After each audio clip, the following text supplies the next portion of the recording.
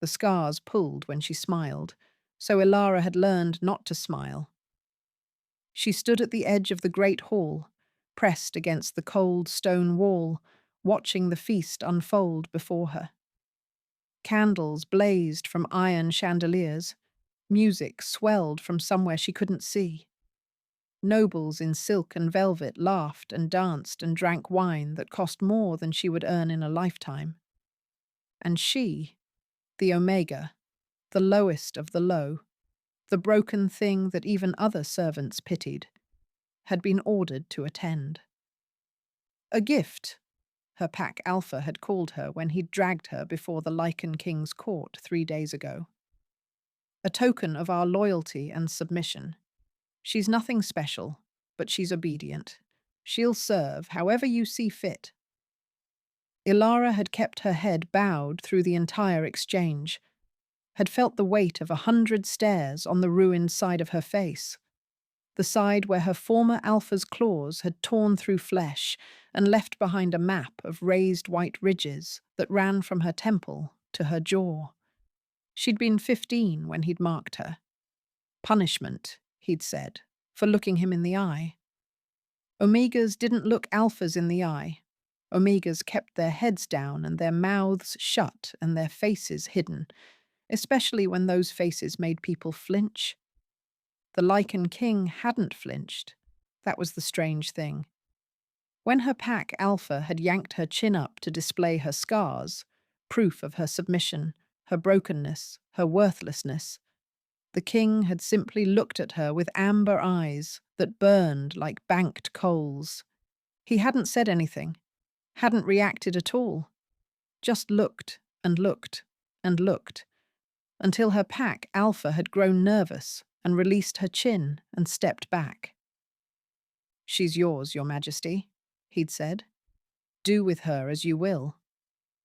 The king had nodded once. "Leave us."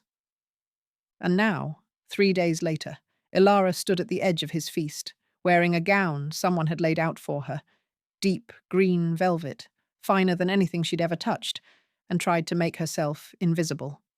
It wasn't working.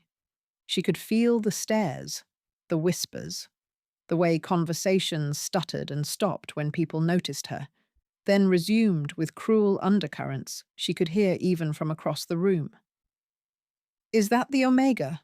The one with the face? I heard she was mauled by rogues." No, wait, her own Alpha did it. Why would the king keep something like that? She's hideous. Ilara pressed herself harder against the wall. Her hair hung loose around her face. She'd arranged it carefully to cover the worst of the scarring. But it wasn't enough. It was never enough. She should leave. She hadn't been given specific instructions to stay. She could slip out through the servants' entrance, return to the small room she'd been assigned, and hide until someone remembered she existed. She'd taken 2 steps toward the door when the music stopped. The hall fell silent. Every head turned toward the throne at the far end of the room, where the Lycan King was rising to his feet. He was enormous. That was the first thing anyone noticed about him. The sheer size of him, 7 feet of broad shoulders and barely contained power. His hair was dark and streaked with silver, his face hard and angular, his presence so overwhelming that the air itself seemed to thicken around him. But his eyes, those amber eyes, were fixed on her. "You," he said. His voice carried across the silent hall without effort. "Come here."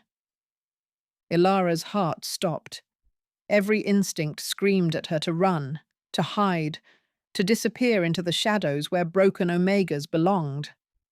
But she was his now, his property, his to command.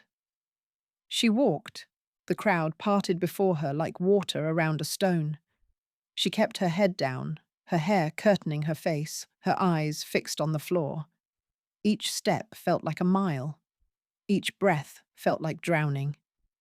She stopped at the base of the throne's dais, dropped to her knees without being told, bowed her head until her forehead nearly touched the ground.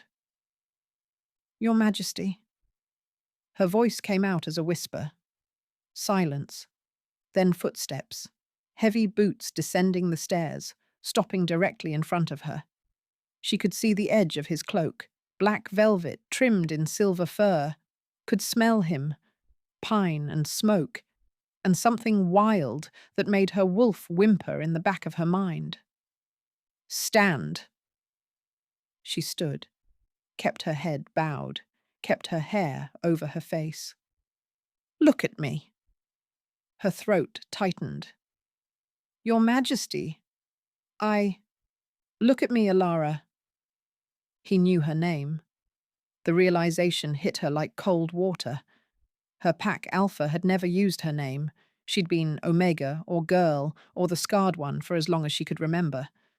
But this king, this ancient and terrible king, had learned her name in 3 days. She lifted her head, just enough to meet his eyes. The amber burned into her, not with disgust, not with pity, with something she couldn't name, something fierce and intent and almost hungry. Your hair, he said. Her hand flew up automatically, pressing the curtain of dark waves more firmly against her scarred cheek. I'm sorry, Your Majesty. I know it's improper. Push it back. The words hit her like a blow. What? Your hair. His voice was calm. Absolute. Push it back. Let them see your face. I can't. The words tumbled out before she could stop them. Please. I know what I look like. I know it's ugly. I don't want to. Ilara. He stepped closer, close enough that she had to tilt her head back to maintain eye contact. I'm not asking. Her hands trembled as she reached up. Every instinct screamed at her to refuse, to beg, to do anything except expose the ruin of her face to a room full of nobles who were already whispering about how hideous she was. But he was the king, and she was nothing. She pushed her hair back. The gasps were audible. The whispers swelled into a tide of sound, shock and disgust and morbid curiosity, all washing over her like poison. She felt herself shrinking, curling inward, wanting to disappear. Lift your head! His voice cut through the noise. Ilara realized she'd started to bow again, her chin dropping toward her chest in automatic shame. Lift your head, the Lycan king repeated. Higher. Let them see. She forced her chin up, forced herself to stand straight, forced herself to display the scars she'd hidden for 9 years, while 100 nobles stared and judged and found her wanting. And then the king did something she didn't expect. He reached out and touched her face, not the unmarked side, the scarred side. His fingers traced the ridge of raised flesh that ran from her temple to her jaw, gentle as a whisper, and his amber eyes never left hers. These marks, he said, loud enough for the entire hall to hear, are proof that you survived something that should have destroyed you.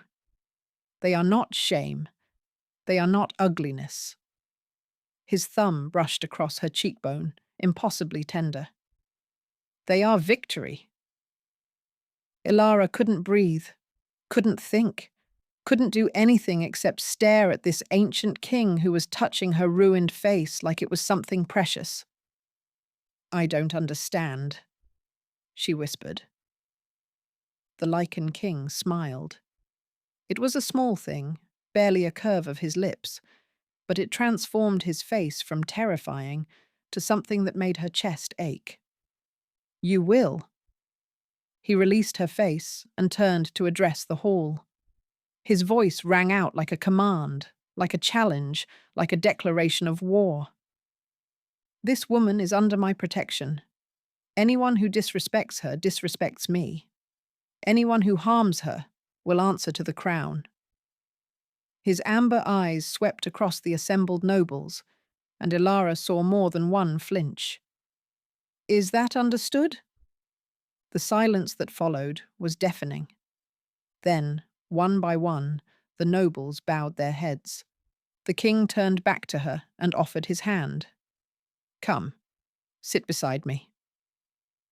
Ilara stared at his outstretched palm, at the throne behind him, at the place where queens sat. "I'm an Omega," she said. "You're mine." He said it simply, without hesitation.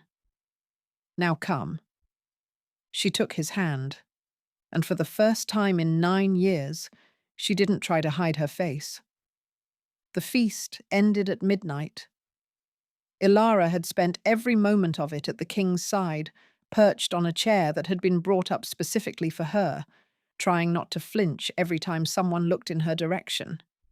They all looked. Every noble in the hall found an excuse to glance at the dais, their eyes sliding over her scars with expressions ranging from curiosity to disgust to something that might have been fear. Fear of her? No. Fear of the king, and what he might do if they showed their contempt too openly. She didn't eat. Couldn't eat. Her stomach had knotted itself into something small and hard, and every time a servant offered her food, she shook her head and kept her eyes on her lap. The king noticed. Of course he did. "You haven't touched anything," he said during a lull in the music. His voice was low, meant only for her. "I'm not hungry, Your Majesty." "Kale." She blinked. "What?" "My name." He turned to look at her, and the full weight of those amber eyes made her breath catch. "When we're alone, you'll call me Kale." "We're not alone now." "No, but we will be soon." He said it without innuendo, without threat, just a statement of fact. "And when we are, I'd like to hear my name from your lips." Ilara didn't know what to say to that, didn't know what to do with any of this. The chair beside the throne, the gown on her body, the declaration of protection that still rang in her ears. It felt like a dream, the kind that turned into a nightmare the moment you started to believe it.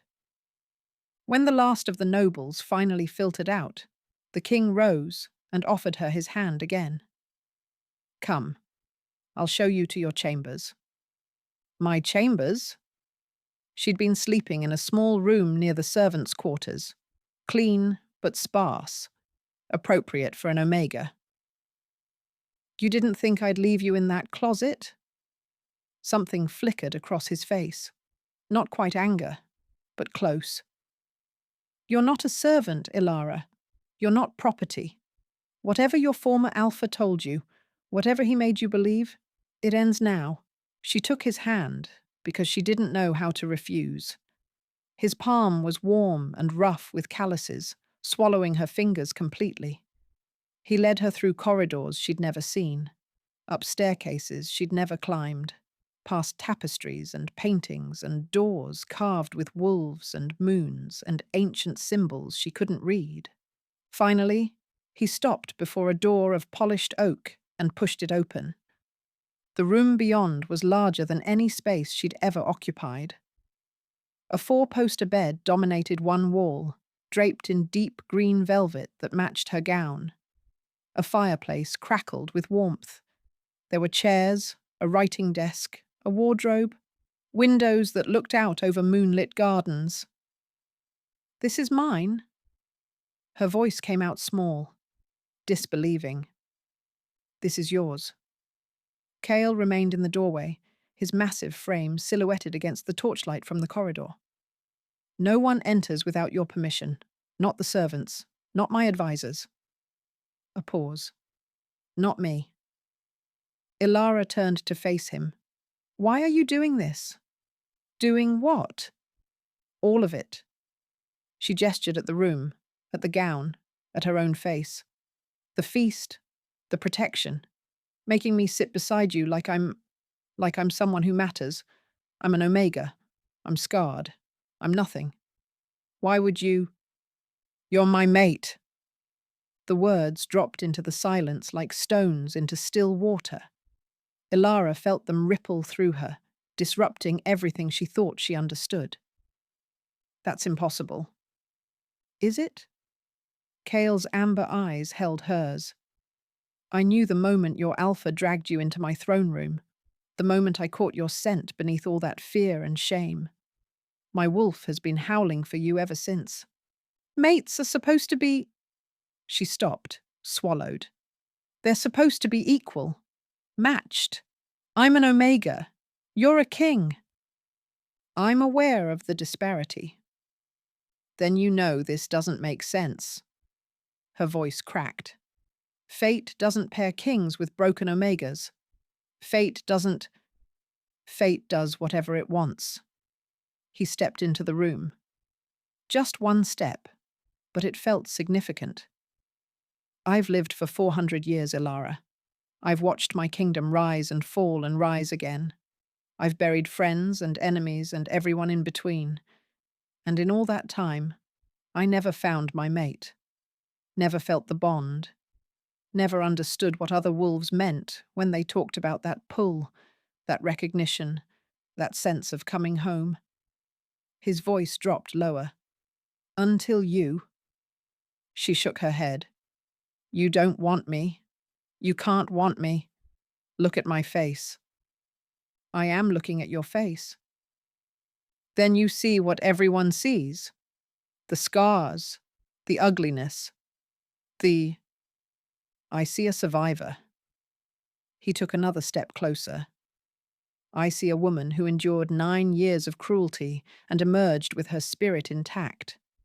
I see someone who was taught to believe she was worthless and somehow still had enough fire in her to meet my eyes when I called her forward." His hand came up, hovering near her scarred cheek, but not quite touching. "May I?" She should say no, should pull away, put distance between them, protect herself from the inevitable disappointment that came from hoping for things she couldn't have. But she nodded. His palm cupped her face, the scarred side. His thumb traced the ridges of raised flesh, following the path his fingers had taken in the great hall. This time, though, there was no audience, no nobles watching, just the two of them, and the crackle of the fire, and the impossible tenderness in his touch. "These marks are not ugliness," he said quietly. "They're evidence that you survived something brutal, something that would have broken most people. You're still here, Ilara, still standing, still fighting." His amber eyes burned into hers. "That makes you the most beautiful thing I've ever seen." Something cracked in her chest. A wall she'd built so carefully over 9 years of hiding, of shrinking, of making herself small enough to escape notice. She felt it fracture under the weight of his words. "I don't know how to believe you," she whispered. "You don't have to. Not yet." He released her face and stepped back, giving her space. "I'm not going to force anything. The mate bond doesn't work that way. Not for me. I want you to choose this. Choose me. But only when you're ready." "And if I'm never ready?" Pain flickered across his face. There and gone. Barely visible, but real. "Then I'll let you go. I'll give you gold and safe passage to anywhere you want to be. I'll spend the rest of my very long life knowing my mate is out there somewhere, living without me." His jaw tightened. "It would destroy me, but I would do it. Because keeping you against your will would destroy something far more important." "What?" "You." He said it simply. "Your spirit, your fire, everything that makes you worth waiting for. I won't cage that. I won't break it. I'd rather lose you than watch you diminish." Ilara stared at him, this ancient king with his amber eyes and his impossible declarations, standing in her doorway like he was the one who needed permission to stay. "I don't understand you," she said. "Give it time." A ghost of a smile crossed his face. I'm told I grow on people. Despite everything, despite the fear and confusion and the voice in her head screaming that this was too good to be true, Ilara felt her lips twitch. Not quite a smile. The scars pulled when she smiled, and she'd trained herself out of the habit years ago. But close. Closer than she'd come in a very long time. Kale's eyes softened. Good night, Ilara. Sleep well. Tomorrow, if you're willing, I'd like to show you the gardens. I think you'd like them. The gardens? There's a rose garden near the eastern wall. The blooms are extraordinary this time of year. He paused. I've been told I spend too much time there. Apparently kings aren't supposed to care about flowers. Do you? Care about them? Very much. His smile widened, just slightly. They're one of the few beautiful things that don't require anything from me except attention. He left before she could respond, closing the door softly behind him. Ilara stood in the middle of her impossible new chambers, her hand pressed to her scarred cheek where his touch still lingered. She didn't trust it, didn't trust him, didn't trust any of this. But when she finally crawled into the softest bed she'd ever touched and pulled the velvet covers up to her chin, she found herself thinking about roses and about amber eyes that looked at her like her scars were something worth seeing. The rose garden was everything he'd promised. Ilara walked between the bushes in the late morning light, trailing her fingers over petals soft as velvet. Red roses, white roses, pink roses the colour of dawn. The air was thick with their scent, sweet and heady and utterly intoxicating. She'd never been allowed in gardens before. Omegas worked in kitchens and laundries and wherever else they were needed. They didn't stroll through flower beds like ladies of leisure. They didn't stop to smell roses or feel sunlight on their faces or simply exist without purpose. But Kale had brought her here, had walked beside her in companionable silence, pointing out his favourite blooms, telling her the names of varieties she'd never heard of. He moved through the garden with the ease of someone who came here often, not as a king surveying his domain, but as a man finding peace among living things. This one is called Midnight Star, he said, stopping before a bush of roses so dark they were nearly black. It took the gardeners 3 generations to cultivate. My great-grandmother started the project. She never saw it bloom. Ilara touched one of the dark petals. It's beautiful. She would have liked you. The words caught her off guard. You can't know that. I can. Kale's amber eyes held hers. She was an Omega too, mated to my great-grandfather when the kingdom was young. Half the court wanted her dead for daring to sit beside the throne. She outlived every single one of them.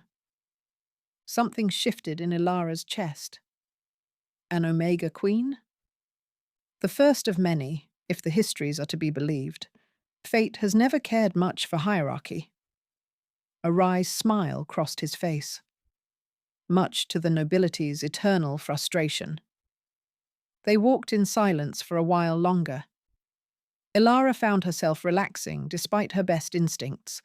Something about the garden, about his presence, about the simple act of being somewhere beautiful without having to work. It felt like borrowed time, like a gift she'd eventually have to return. Can I ask you something? She said finally. Anything. The night your alpha scarred you. She stopped, realized what she'd said. I mean, my alpha, my former alpha. But Kale had gone very still. His eyes had darkened, the amber deepening to something closer to gold. What about him? You didn't react. When he showed you my face, everyone reacts. Disgust, pity, morbid curiosity. But you just looked. I was controlling myself. Controlling yourself from what? From tearing his throat out in my own throne room. The words were calm, measured, absolutely sincere. Ilara stared at him. Why? Because I could smell what he'd done to you. Kyle's jaw tightened. Not just the scarring, the years of fear, the systematic breaking of your spirit, the way you flinched when he touched you, like you expected pain as a matter of course. His hands clenched at his sides. I've lived for 400 years. I've seen cruelty in every form imaginable. But watching him parade you before my court like damaged goods... He stopped, took a breath. I wanted to kill him. I still want to kill him. But you let him go. Because killing him would have meant war with his pack, would have put my people at risk, would have made you a political pawn in something far uglier than what you've already survived. His eyes met hers. I made a calculation. I let him walk away so I could keep you safe. You didn't even know me then.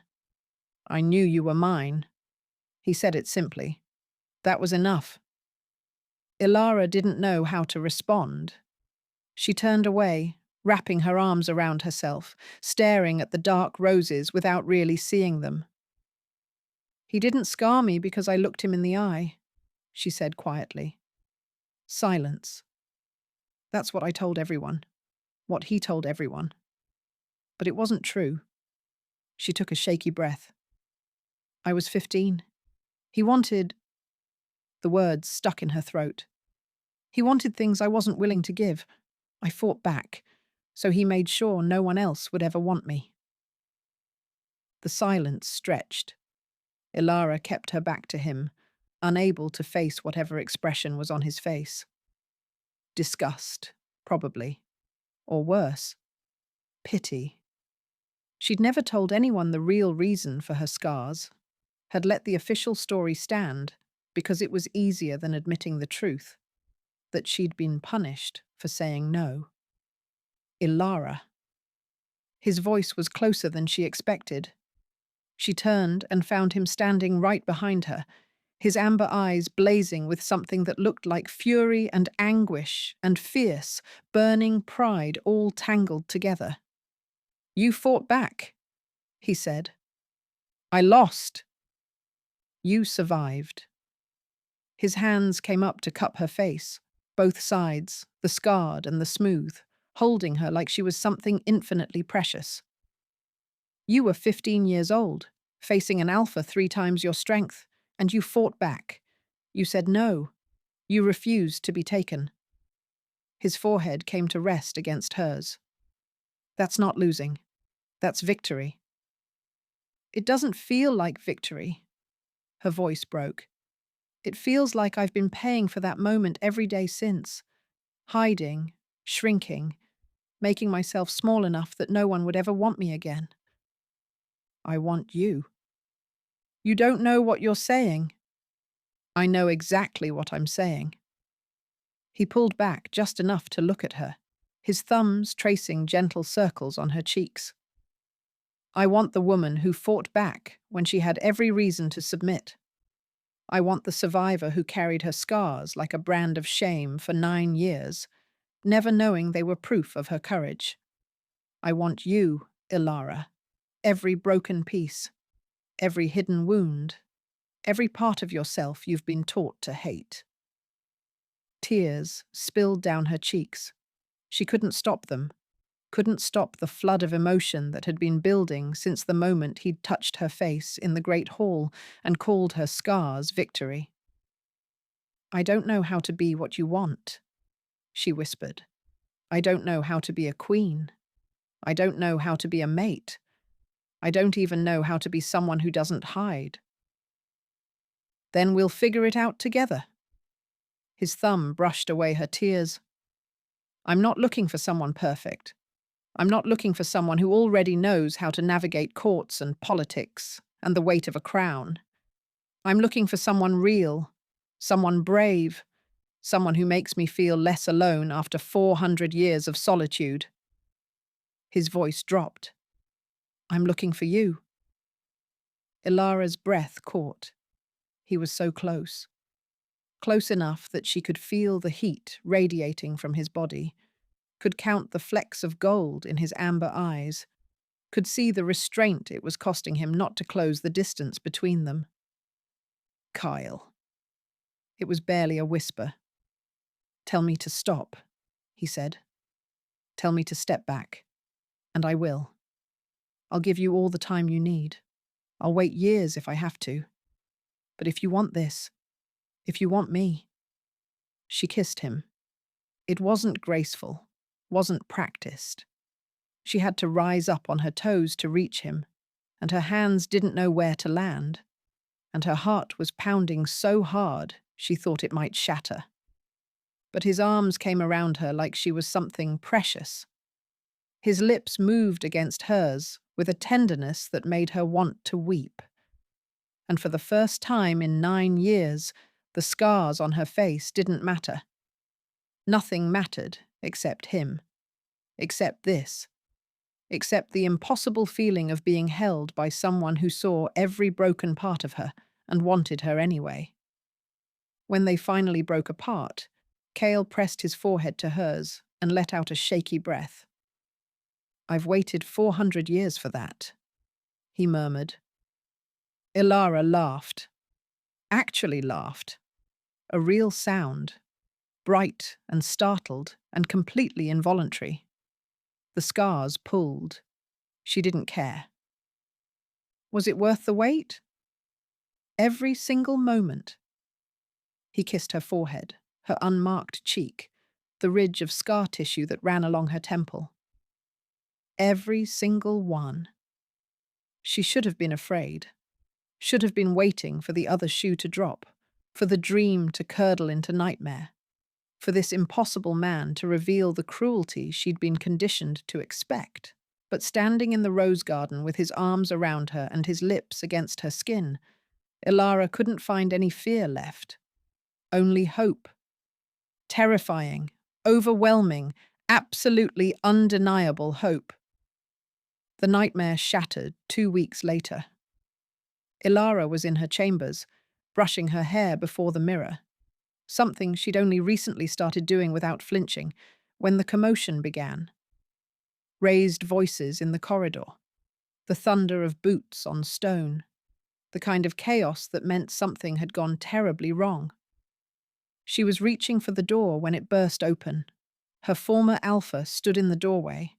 Everything inside her went cold, went still, went back to being the 15-year-old girl who'd learned that saying no came with consequences. There you are. Alpha Varen stepped into the room, and Ilara stumbled backward automatically. He was exactly as she remembered, tall and broad, and radiating the kind of cruelty that made the air itself feel dangerous. Did you think I wouldn't come for you? You gave me away. Her voice came out small, weak. The voice of an Omega who'd forgotten, for a few precious weeks, what she really was. You gave me to the king. I gave him an Omega slave, not a potential mate. Varen's lip curled as his eyes swept over her. The fine gown, the brushed hair, the room full of luxuries she didn't deserve. Imagine my surprise when I heard the rumors. The Lycan king, besotted with damaged goods. The court in an uproar over an Omega who dared to sit beside the throne. I didn't ask for any of this. No, you wouldn't have the spine. He moved closer, and Ilara felt her back hit the wall. Trapped, just like before, just like always. But you've certainly enjoyed it, haven't you? Playing at being a queen, letting him touch you, letting him look at that face like it's something worth seeing. Her hand flew to her scars automatically, covering, hiding. 9 years of instinct overwhelming 3 weeks of healing. The council has agreed to hear my petition, Varen continued. A gift cannot become a mate without the giver's blessing, and I'm not blessing anything. His smile was sharp and cruel. You're coming home, Ilara, back where you belong. No. The word surprised her as much as it surprised him. Small and shaky, but real. A refusal. The first she'd given him in 9 years. Varen's expression darkened. What did you say? I said no. Ilara's heart pounded against her ribs. Her whole body was trembling. But somewhere beneath the fear, something else was stirring, something that felt like fire. I'm not going back. I'm not yours anymore. You were never anything but mine. He grabbed her wrist, the same grip he'd used when he'd dragged her before the king, when he'd forced her chin up to display her scars, when he'd held her down at 15 and made her pay for fighting back. You think a few weeks in silk sheets changes what you are? You're an omega. You're damaged. You're nothing. Let her go. Kyle's voice cut through the room like a blade. He stood in the doorway, flanked by guards, his amber eyes blazing with a fury that made the temperature drop. He didn't look like the man who'd kissed her in the rose garden. He looked like a king, like a predator, like death itself wearing a crown. Your Majesty. Varen's grip on her wrist tightened, but Ilara saw something flicker in his eyes. Fear. This is a pack matter. The council can burn. Kyle stepped into the room. Each footfall was deliberate, measured, the calm before a storm. I said, let her go. She belongs to me, the law. You gave her to me.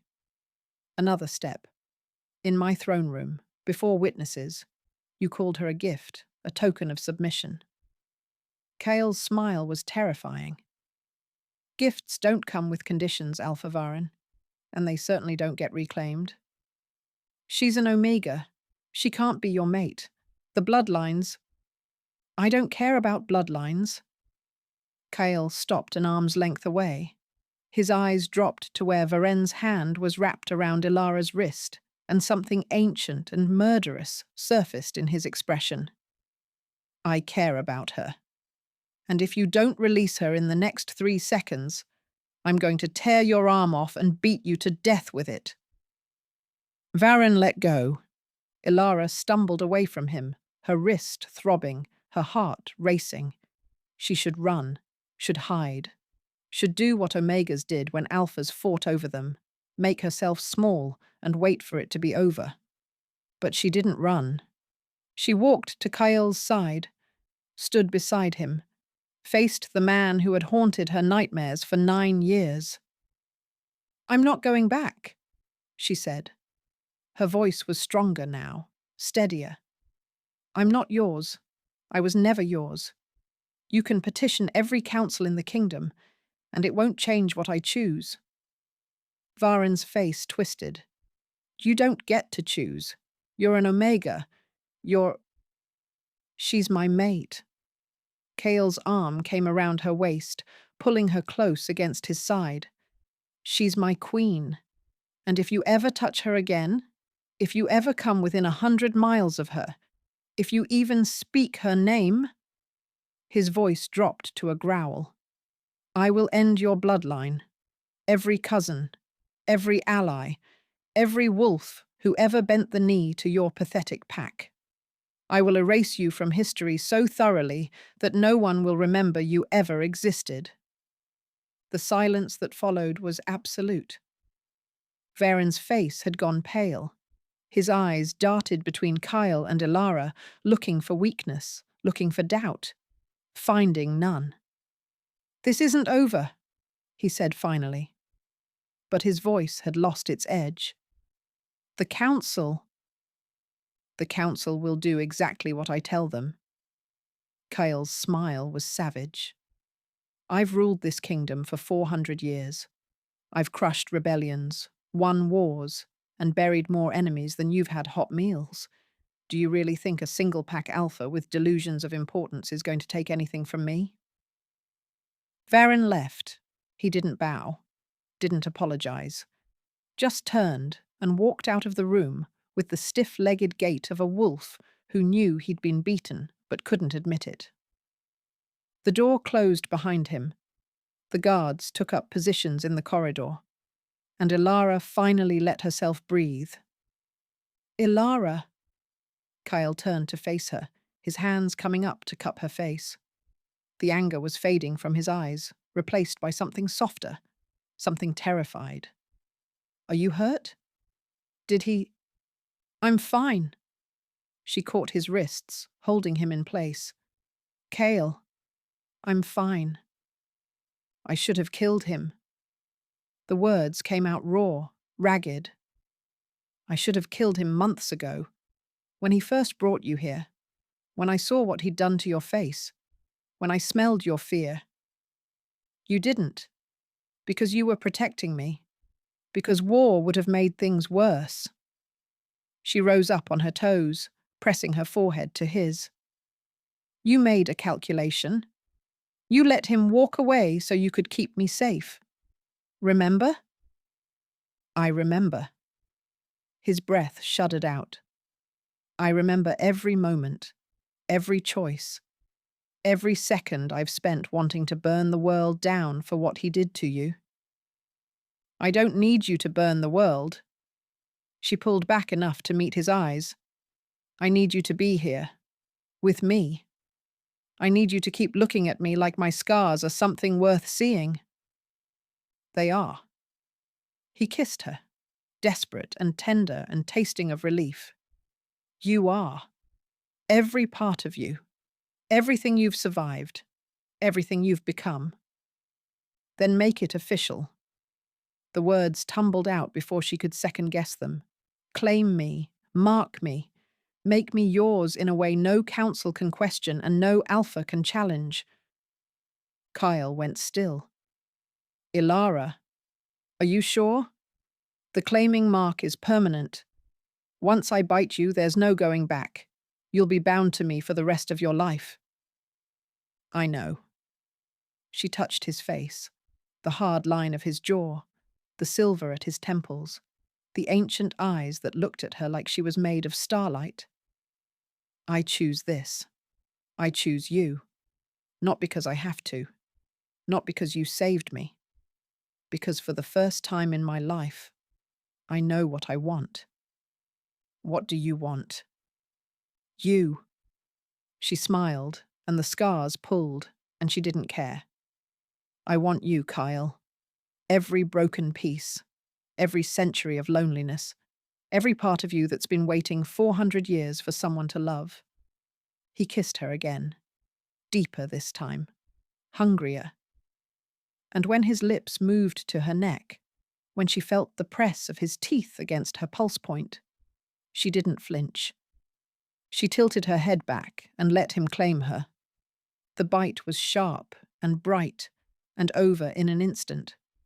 But the warmth that followed, the rush of connection, the sudden awareness of him in her blood and her bones and the very beat of her heart, that was forever. Mine, Kyle breathed against her skin. Yours, she agreed. Always. The council could petition all they wanted. Her former alpha could rage and scheme and threaten from across the kingdom. None of it mattered anymore. She was claimed.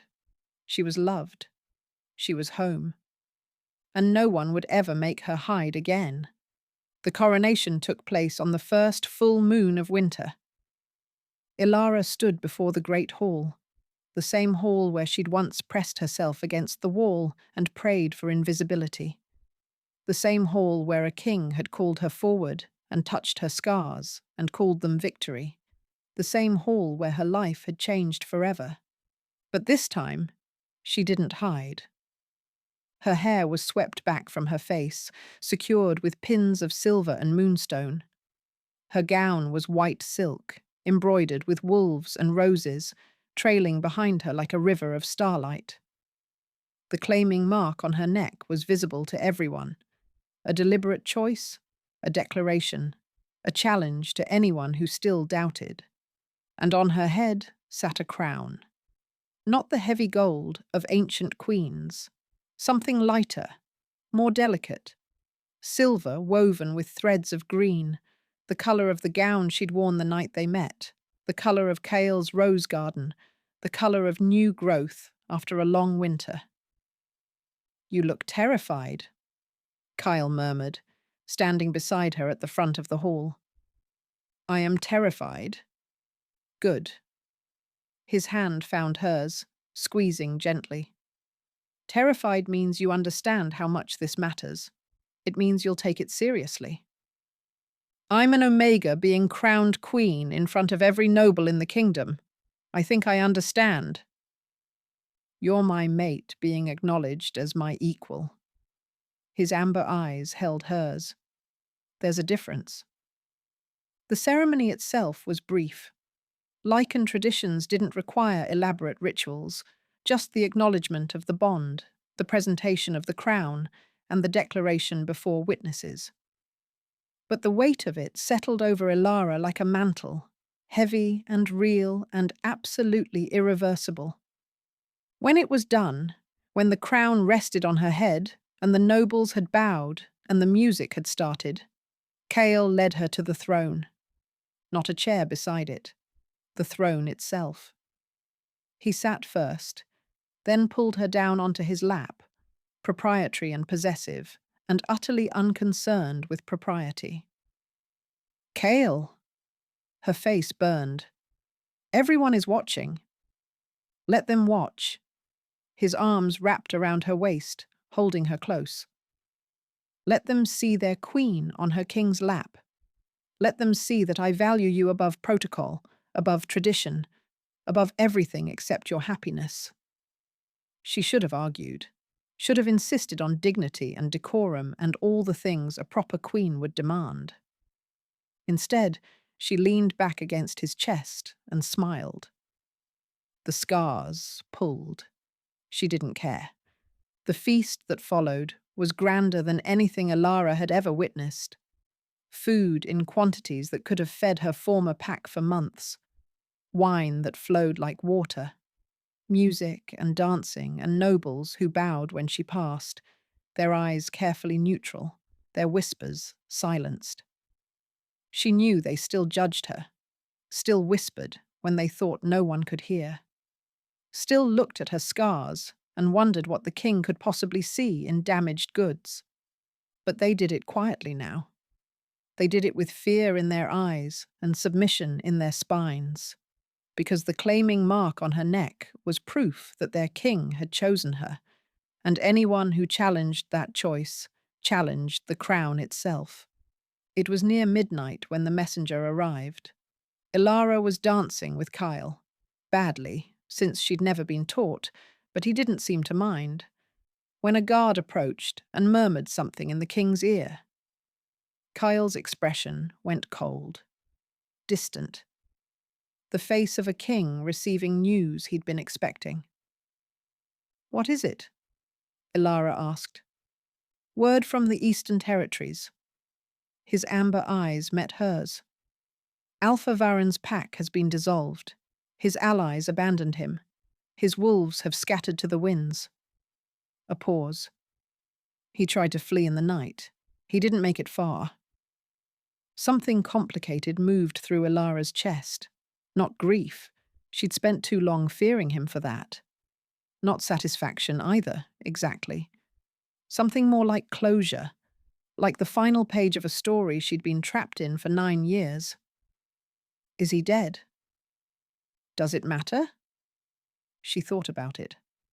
About the 15-year-old girl who'd fought back and paid for it with her face. About the 9 years of hiding and shrinking and making herself small. About all the nights she'd lain awake, certain she would never be more than the sum of her scars.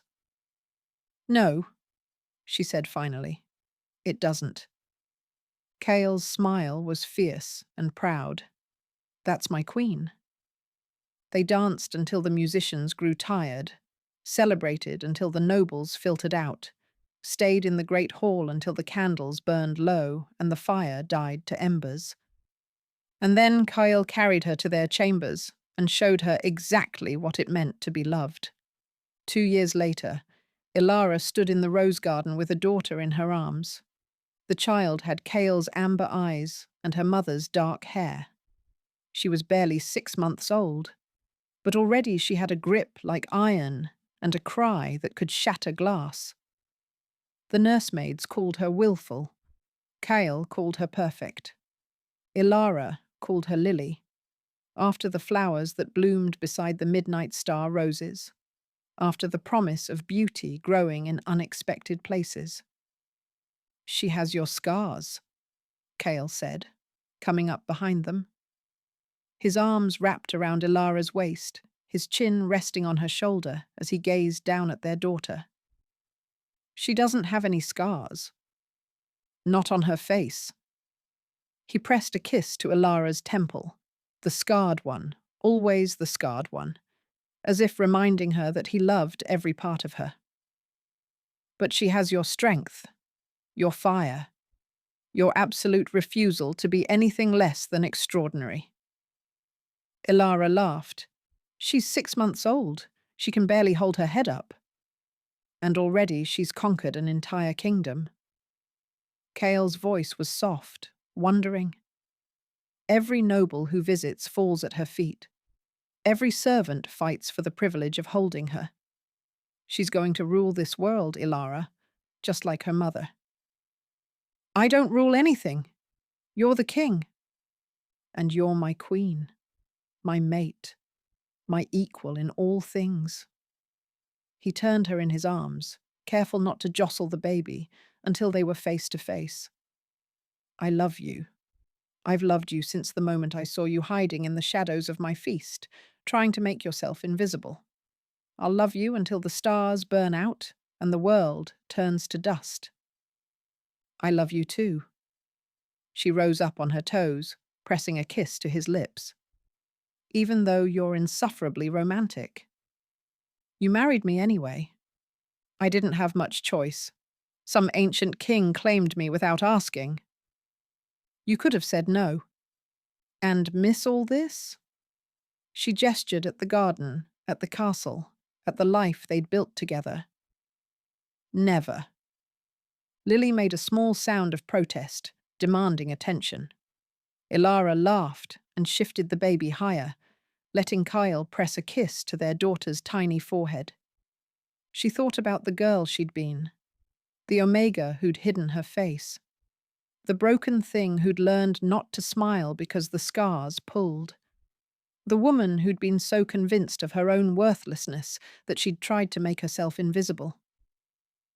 That girl was gone now, not erased, never erased, but transformed, healed, made whole by a king who looked at her scars and saw victory. "Lift your head," he'd told her. "Let them see." And she had. She'd lifted her head and let them see everything: her scars, her strength, her refusal to be diminished. She'd become a queen, not despite her brokenness, but because of it. Because the same fire that had made her fight back at 15 had made her strong enough to rule at 24. The scars still pulled when she smiled. She smiled anyway. If you enjoyed this story, make sure to like, subscribe, and turn on notifications so you never miss a new tale of fated mates, fierce kings, and the women who capture their hearts. Until next time.